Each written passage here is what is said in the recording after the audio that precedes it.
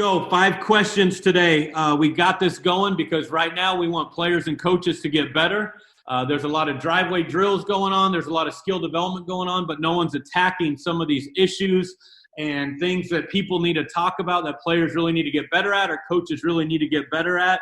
So we're going to address them in 5 questions today with Jarrett Culver. I got Matt King with me, who's a big part of Be Better, Be Different. But Jarrett Culver, he was recently a first-round draft pick, actually got pick number 6 by the Phoenix Suns and traded to the Minnesota Timberwolves. He's from Lubbock, Texas, went to Coronado High School. And what's really, really special, he went from a 3-star recruit, dang near no stars, and going to Texas Tech, where he became the Big 12 Player of the Year, played in the Final Four in the national championship game, and then again before getting drafted. So, JC, we're excited to have you today, man, to tell your story, to help impact and influence some of these kids and coaches and people that can learn from your journey going through 5 questions with you. Appreciate it for having me, man. I'm excited to share my story. Okay, first question. You know us, we don't hold back at all. We just dive right in. So you played for a hard-nosed, demanding, challenging coach in Chris Beard, one of my favorite coaches in college basketball, but in Chris Beard, who held you highly, highly accountable. Tell us how that helped you, and then tell us how you handled it. Coach Beard, one of my favorite coaches that ever coached me.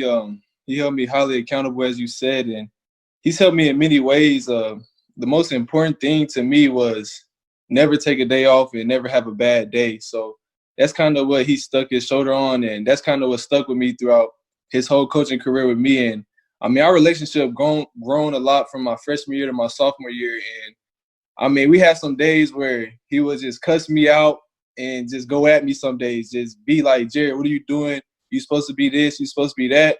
And me, how I handled that only drove me to be better. I'm a real coachable guy, and I like to be better. And I could tell Coach Beard had my best interests at heart. So at the end of the day, him coaching me hard was only to make me better. And we had hard conversations, and we laughed, and we loved every single bit of our journey. So having him hold me accountable, it was the same thing with him. He always said, if he's having a bad day, I could do the same thing. Coach, why are you not having the same energy today? Why are you not bringing it today? So we never let each other have a day off, and that kind of brought a lot of success to what we had and that connection we had as a player coach. So him holding me accountable, that was big for me in my career and my success, just not having a bad day, no days off, and just work. Coach Beard is one of the hardest workers. And a funny story between me and Coach Beard, I don't know if he knows this, but I used to work out a lot, and some nights when we'd have games or we had like a little break between games, he would be at the gym late watching film, 1 o'clock in the morning, 2 o'clock in the morning. And, you know, I go to the gym like 12, 1 o'clock in the morning with one of my managers. And, you know, I'm trying to see if I could be there longer than him, see if I could work harder than him. So we always park right beside each other because there's no other cars in the parking lot. It's his car and my car. And, you know, some nights I walk out, his car's still there. I'm like, oh, he's still in the office. And then some nights I walk out, his car gone. So, I mean, he's one of the hardest workers, and that just shows how hard we really worked. And, you know, that's a story that I just showed how accountable we were of each other. I'm going to cheat a little bit. Is he as crazy as everyone says he is? Yeah, he's absolutely crazy. He's insane he's just wired different. He's just wired different. It's hard to explain unless you're around him a lot, but he's wired different. I think that's awesome that you share that because there's so many players and coaches out there right now, you know, trying to get better, but sometimes they're afraid to hold someone accountable. They're afraid to, you know, get on somebody and not let them have a bad day. And it's awesome to hear how much that made you better by you embracing it and you being really, really coachable. Jumping right into question number 2, and, you know, throughout these questions, and obviously I've been lucky enough to work with you, you know, in the pre-draft process and get to train you a little bit during the season as well. The one thing we always have, you know, with us, we're always highly truthful, highly authentic. You know, we're going to be really, really honest with each other. Being honest here, being honest with players and coaches out there, what is the biggest obstacle or battle you've had to overcome as a person or a player in life? What's something you really, really had to battle and overcome? One of the biggest things I had to overcome in, like, adversity, I would say, is just, you know, for me, it's always been, like, kind of a fear of not making it. I've always been, like, I gotta work hard so that doesn't happen. I gotta do certain things so that doesn't happen. And for me, it's a lot of like you said, like I wasn't ranked, I wasn't highly recruited, this and that. I'm from Lubbock. A lot of coaches not coming to Lubbock to recruit, so I'm just like I gotta do whatever I can to make it. So that was kind of like adversity, still having confidence in myself and believing in everything God's given me. So I just put in the work and, try to stay confident through it all to just keep working to get where I want to be and where I know I should be. So that's kind of the things I had to overcome, just my mindset and, the circumstances and the situation, environment I was in. I had to overcome that. Yeah, man, what a great answer to that. And one of the things that I would say about you is, you are a guy that it screams the word consistency, and I appreciate that about you. But I think one of the things is, you mentioned it, you were unheralded. You were a guy that not a lot of guys were necessarily looking at coming out of high school, and then you end up Big 12 Player of the Year and the number 6 pick. How in the world does that happen, man?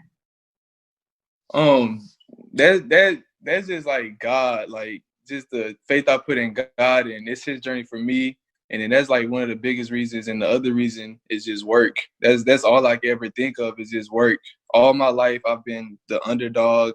I kind of got used to that spot, and I started to like that position, being the underdog, unranked guy, and everybody doubting. But I mean, at the end of the day, it's just work. It's just consistent work. And, when I think back to when I go to AAU and I didn't have any scholarships or anything like that, and I first got on the EYBL circuit, I'm playing against a lot of ranked guys. And, and all I could think of, I got faith in my shot. I got faith in my abilities because I put in work. And, in the back of my head, I'm just like, I'm going to do what I do because I outwork you. And that's just like kind of my mindset. I'm going to outwork you. Like, you can't outwork me. You might work just as hard, but you're not going to outwork me. And that's been my mindset my whole career. And it had to be because it's a lot of people more talented, who's taller, who just has things naturally that I never had. So I just had to work harder and, get to where I want to get. And that's all I could think of, just hard work.